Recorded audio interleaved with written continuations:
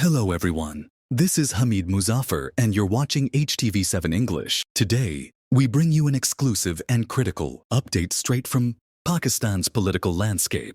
Stay tuned as we dive into former Prime Minister Imran Khan's conversation with his legal team and media representatives at Adiala jail. Let's get started. I strongly condemn the illegal raid on sahibzadahamidraza's home and seminary. The orderly, subservient to the military establishment, government is pretending to hold talks on one hand and continuing to violate human rights on the other. Following this raid, we are immediately discontinuing all talks with the government. A raid on the home of our ally, who is the spokesperson of our negotiations team, is an attack on our negotiations committee itself. Such a duplicitous and malicious negotiation process cannot yield anything positive. For the sake of the rule of law, survival of democracy, and respect for human rights in Pakistan, I have instructed my party to take all political parties into confidence. We are working on developing a grand national agenda against this illegitimate government. There is instability everywhere you look in Pakistan.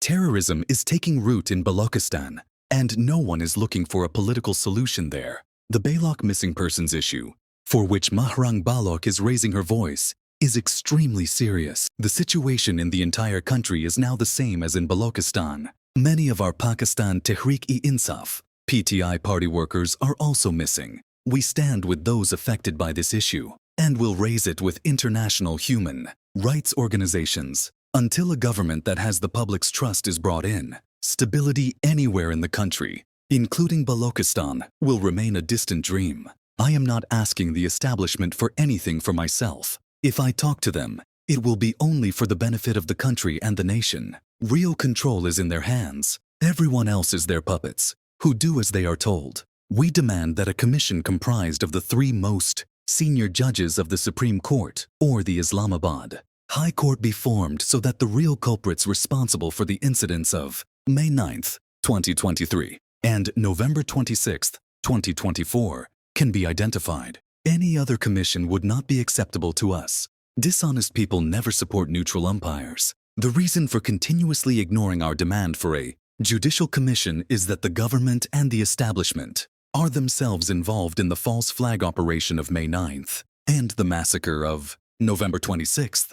On May 9th, they deliberately withdrew military and police forces from their posts, set fires themselves, and made CCTV footage disappear to falsely accuse innocent political workers. On November 26th, our people were killed and injured, yet we were labeled as terrorists. At least 14 of our people were martyred. Many are injured or missing, and thousands were unjustly imprisoned. Those who are not in jails are having to go from one court to another for bail, but are not being heard. Malik Riaz recently said that if he starts to disclose what he knows, many people will be exposed and embarrassed. I ask Malik Riaz to disclose which judges, generals, and politicians received bribes and other benefits from him over the last 30 years, so that the nation knows who has been involved in dirty deals. The world should know how clean those who lecture about the bogus Al-Qadir University trust case really are. My message for overseas Pakistanis is that sending remittances to this government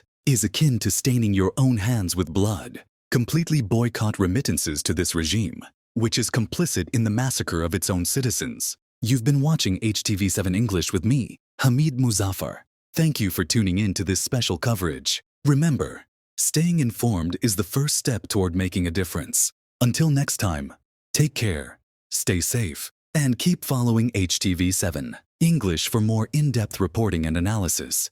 Goodbye.